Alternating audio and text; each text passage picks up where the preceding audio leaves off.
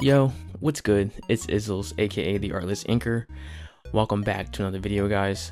Today we're going to be doing a palette challenge. This is actually, I believe, the third palette challenge on my channel. I think I've done 2 of them already before. But this is a series I want to keep going on here. I actually have a huge list of palettes on an app called Pigments. So yeah, I'm going to be making drawings for all those palettes, and it'd be cool to look back on all of them. But yeah, we're going to be doing that. I actually recommend the Pigments app to any artists who have a hard time picking colors. It's actually a great app, so I'm not sponsored or anything. I just really like the app. But yeah, we're going to be doing that today. I like how the drawing came out. It looks really good. I hope you guys enjoy the process. And remember to like, comment, share, and subscribe for the algorithm, as it helps my channel grow, and I really appreciate it. Without further ado, let's go ahead and get right into the video. Alright guys, welcome to palette challenge number 3, the Golden Blade. So that's the palette that I'm actually going to be using today. That's what I named it, Golden Blade. I don't know, it's just kind of just when I name these palettes, and I create the palettes, I name the palette. I try not to think about it too much, because then that makes creating the artwork later on a little bit more interesting. So yeah, so when I was thinking about the name of the palette, I thought it'd be cool if of course it would be drawing some type of sword, and then it makes sense it would be some type of mythological sword, some type of special sword like the Excalibur or the Master Sword. So that was kind of my thought process when I was going into the drawing of turning this palette into a drawing. So we're going to be featuring a character of mine. His name is Excalum, and his name is actually based on the Excalibur blade or sword.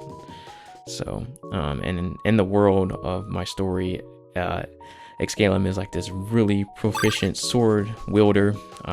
He's somewhat of a legend, at least in the time frame, by following the story of the main character Valiant at that time.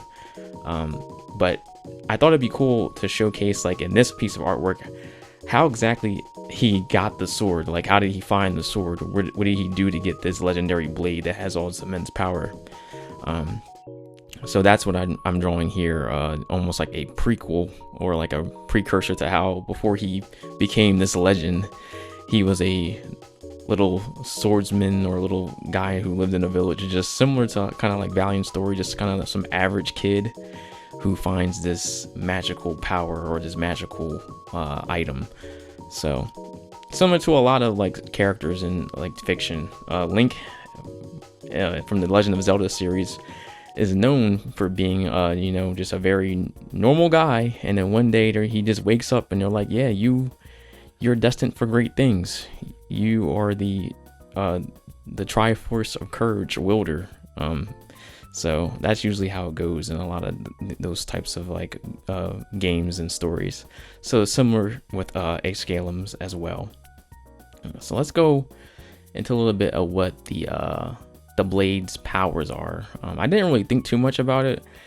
The Golden Blade seems like it would be a sword that would be, of course, very magical, probably be able to dispel darkness, similar to the Master Sword, be able to create beams of energy slashes and stuff like that. I thought about even making it be able to almost he could if he stabs it into the ground or something, he can make it the blade can extend to a portal or something and come out. I think that would be pretty cool. Just some wacky, just weird, crazy shit that the blade just can do. Just trying to think outside the box with it, but that was some of my ideas for the Golden Blade's just powers, which kind of would make sense why he would be a legend.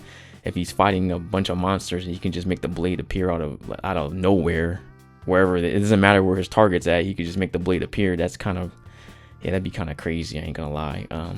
Yeah, we might have to balance that, but anyway, yeah, so just thinking about some of the blade's powers, of course I also thought it being able to he could make it get really durable, or just make it grow and extend the range of the sword. So I don't know, just a bunch of different little ideas going around my head. And the theme here in this what's going on in this illustration is basically he found the blade. When he pulled the blade out of its out of its what do you call that, the altar. I don't know, there's a like pedestal, there's a name for, I just call it the sword altar. Like he pulls the blade out of the sword altar, and these skeletons they spawn, these monsters spawn, and he has to fight them all, and he just starts demolishing them all. They don't do a really good job protecting the blade, but yeah, as you can see here, I just try to get really funny with the different expressions of the skeletons and stuff. So yep. But yeah, just thinking about what his powers would be with this blade. And Excalum, actually, there's more to his story than finding this sword. He has a friend who is also, he's always been skilled at being a swordsman. His name is Duran. And Duran he's just kind of like a prodigy. He's like one of those characters, like he's just nice. Like he didn't have to try too hard. He's like a Sasuke. Like Sasuke was just nice. He didn't have to work too hard. He just had, you got that Uchiha blood. You're just ridiculous. Like, and then if you put training on top of that, you're just even more ridiculous. So that's kind of Duran's character. He's just always been good at sword fighting. He taught Excalum a lot of the things that he knows. But Duran, he actually found a legendary blade as well in his world. Like their world that they are on is called Majesty, which is like it's very fictional in terms of like medieval. It's very Zelda inspired, like fantasy type of stuff, like mythical blades and stuff like that.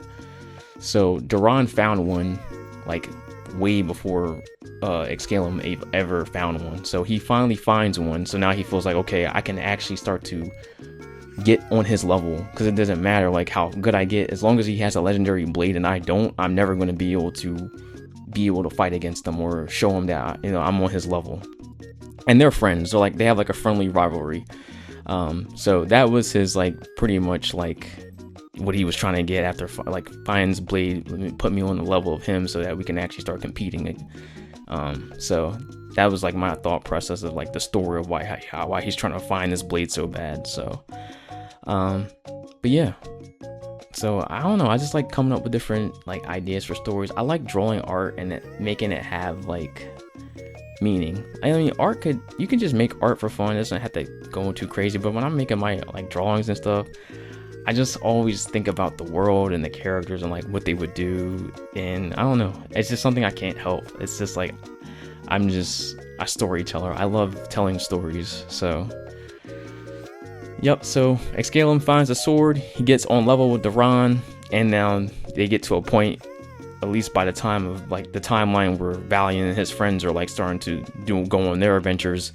Duran and Excalum are like ridiculous. They're like legends. They're like I don't even know what type of example I can give you. Like think of like One Piece. They're like warlords kind of. Like they're on that level in terms of like their strength. Like they're like the Shanks. Excalum is similar, like he's like the Shanks to Valiant. Like how Shanks is the Luffy, that's how he is the Valiant. He basically he meets him, shows him like, okay, this kid has promise. He can be a really strong swordsman one day. So that's like the idea I was going for with their relationship. So yeah, and then talking about the drawing, it's always fun trying to figure out how to use colors when you have such a limited palette, but it teaches you so much about color relationships, because colors, they are really weird. Colors will appear differently to you depending on what you put. Like you put a certain color next to another color, it's gonna look completely different if you put it next to a different color. And that's what I've learned when doing challenges like this, like these limited palette challenges. It really shows you how to utilize colors like to the best of your ability.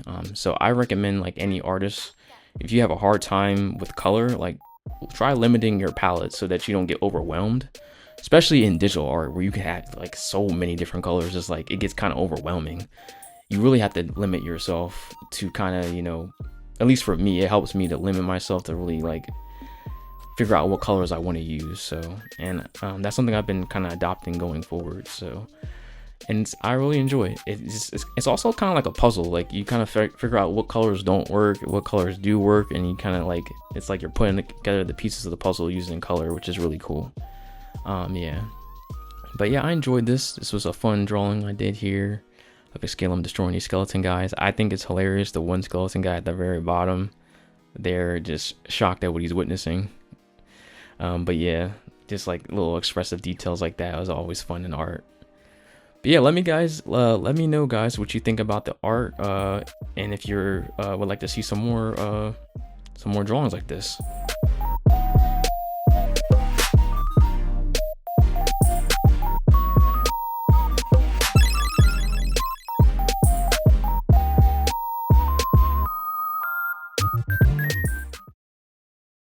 And that's it, guys. That's it for the palette challenge for today. I hope you guys enjoyed it and learning some more lore of like this drawing and some of the characters featured in the drawing. It's always good to look and see the process. It's crazy how when I always look at the thumbnail and to the finished drawing, it's always like really awesome, like this, to see that process go through. But yeah, I enjoyed this. I hope you guys enjoyed my process and listen to me ramble about my characters and stories. I have a lot more palettes to do, so I hope you guys look forward to those. If you really like the content, maybe consider subscribing. I'd love to have you along for the journey. And I have one more treat for you guys, some story time, so I hope you enjoy that as well. As always, my friends, let's keep inking our stories together, and I'll see you on the next page. Peace.